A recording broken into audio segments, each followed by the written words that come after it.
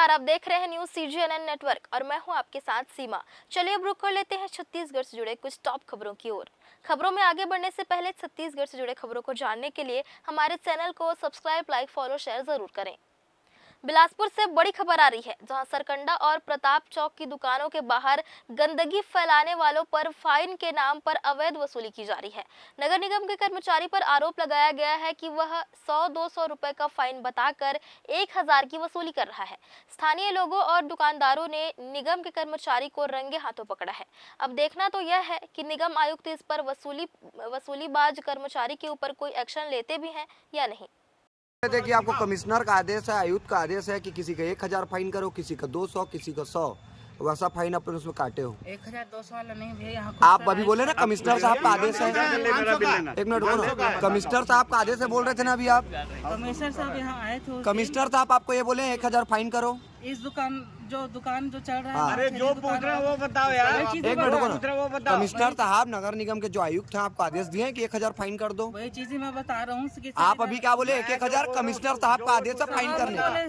हाँ, इस दुकान में 1000 रुपए फाइन। आप इनकी दुकान बंद कर, आपके पास पावर है, आप इनके दुकान को बंद कराओगे बोल रहे थे। कौन सी दुकान में? मतलब बड़ी दुकानों में, बड़े लोगों के यहाँ बड़ी दुकान में भी जाना है, जहाँ जहाँ उनका कचरा कहाँ मिले, उनको गया फाइन है, करने के लिए कहाँ बोले गया? हैं सर। अभी तक तो मेरे क्षेत्र में 2 छोटे दुकानदार को 200 रुपए ले निकल लिया है। एक जगह बेलगहना तहसील के ग्राम डाड बछाली के पटवारी राम नरेश बागड़ी को अपनी पूर्व पद स्थापना के ग्राम मटसगरा में सीमांकन में की गई गड़बड़ी के आरोप में निलंबित कर दिया गया है।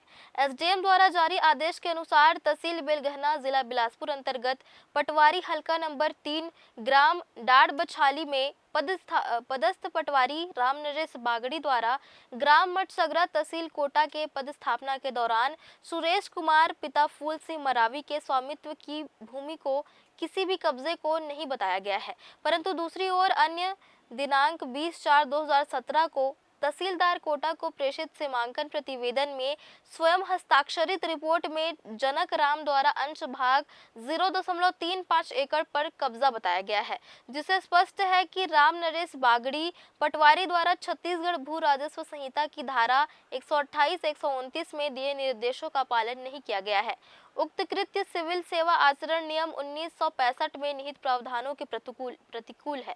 अतः अतिरिक्त कलेक्टर बिलासपुर द्वारा राम नरेश बागड़ी पटवारी को निलंबित कर विभागीय जांच प्रस्तावित करने के निर्देश दिए गए हैं।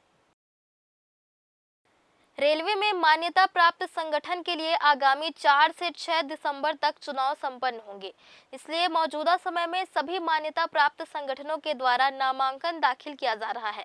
इस दौरान श्रमिक यूनियन की ओर से ऑल इंडिया रेलवे फेडरेशन के पदाधिकारी शिव गोपाल वर्मा नामांकन में शामिल होने दिल्ली से बिलासपुर पहुंचे, क्योंकि मौजूदा समय में ऑल इंडिया रेलवे फेडरेशन का दिल्ली रेलवे में मान्यता प्राप्त संगठन है।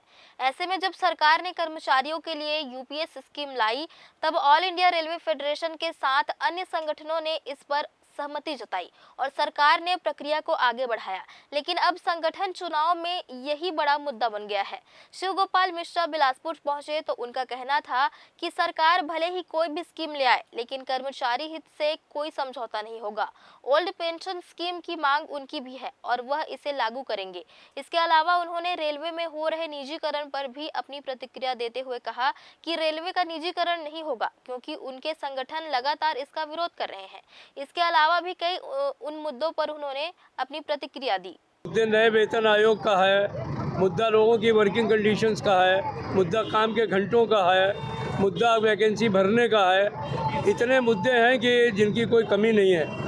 श्रमिक यूनियन हमारी पिछले 11 साल से यहाँ पर मान्यता में नहीं थी। हमें पूरी आशा है कि इस बार बहुत बड़ी ताकत के रूप में मान्यता लेकर के आएगी और हम आने वाले समय में जैसे पहले लोगों की सेवाएं दी हैं उससे ज़्यादा अच्छी सेवाएं कर पाएंगे। ड्रॉबैक आप लोग की ओर जा रहा है, आपने जो UPS स्कीम पर जो हस्ताक्षर किए उनको मुद्दा बनाया जा रहा है कि उनके द्वारा ये किया गया। आप चिंता मत करिए, UPS के मुद्दे में हम स्टाफ साइड के सेक्रेटरी हैं, हम नेगोशिएशन करते हैं। हम OPS में जितनी भी कमियां हैं आज की तारीख में, वैसे तो 2 ही हैं, एक 20 साल कराना है और एक 10% लाना है। हम दोनों लाएंगे और उससे बेहतर स्कीम कराएंगे। कर्मचारियों के बीच जा रहे हैं। सर्वप्रथम आप लोग को धन्यवाद कि आज के इस नामांकन मान्यता प्राप्त मान्यता के लिए जो आने वाले समय 4, 5, 6 दिसंबर को इलेक्शन है, उसकी आज मजदूर कांग्रेस जो पिछले 10 वर्षों से सत्ता में काबिज रही और अपने सकारात्मक कार्य के निर्णय को लेके ही आगामी चुनाव में मैदान में है। सबसे बड़ी बात, आप लोगों को पहले मैं धन्यवाद देता हूं कि आप इस नामांकन रैली में हम लोग के सहभागी बने और आप देख रहे होंगे प्रत्यक्ष रूप से कि ये जो महा रैली हुई है, ये अपने आप में ही एक परिणाम है कि मजदूर कांग्रेस का काम कितना अच्छा रहा है। सबसे पहली बात तो हमारा कोई नकारात्मक कार्य ही नहीं हुआ है। हमने सभी विभागों से संबंधित समस्याओं का निराकरण किया है विभिन्न पटलों में, जिसकी वजह से ही आज पहले से ज़्यादा तादाद में कर्मचारीगण मजदूर कांग्रेस से जुड़े हैं। और रही बात 5-5 संगठन, मैं जहाँ तक ये मेरी जानकारी है कि उसमें से 2-3 तो बरसाती मेंढक है जो अभी ही चुनाव के समय में ही बैनर पोस्टर के साथ नज़र आ रहे हैं। इसके पहले किसी भी कर्मचारी की समस्याओं में वो आगे नहीं आए हैं। क्या मुद्दे हैं आप लोगों के इस चुनाव में? हमारा तो सबसे बड़ा मुद्दा कोनी स्थित गुरु घासीदास केंद्रीय विश्वविद्यालय में विद्यार्थियों के द्वारा गुरुवार को विरोध प्रदर्शन किया गया। विश्वविद्यालय परिसर में बड़े वाहनों की आवाजाही की वजह से यहां एक छात्र घायल हो गया था। दरअसल विश्वविद्यालय परिसर में चल रहे निर्माण कार्य के दौरान देखा जा रहा है कि बड़े और भारी वाहन विश्वविद्यालय शैक्षणिक समय के बीच आवाजाही कर रहे हैं। इस लापरवाही की वजह से परीक्षा देने आए एक छात्र की जान ट्रक के नीचे आने से बाल बाल बची, लेकिन वह गंभीर रूप से घायल हो गया और उसे तुरंत अस्पताल में भर्ती कराया गया। इस दुखद घटना के बावजूद आज भी बिना किसी सुरक्षा नियमों का पालन किए भारी वाहन विश्वविद्यालय के व्यस्तम समय में छात्रों की भारी भीड़ के बीच से गुजर रहे हैं। इस स्थिति में छात्रों की सुरक्षा के लिए यह गंभीर खतरा उत्पन्न कर रही है। इसके बाद विश्वविद्यालय के विद्यार्थियों ने यहां विरोध प्रदर्शन करते हुए बड़े वाहनों को प्रतिबंधित करने की मांग रखी। ऐसे में विद्यार्थियों ने यूनिवर्सिटी प्रबंधक से इस दिशा में निष्पक्ष जांच और दोषियों के खिलाफ कड़ी कार्रवाई की मांग की है। फिलहाल इस बुलेटिन में इतना ही। अगले बुलेटिन में फिर होगी मुलाकात। तब तक के लिए दीजिए इजाजत। धन्यवाद।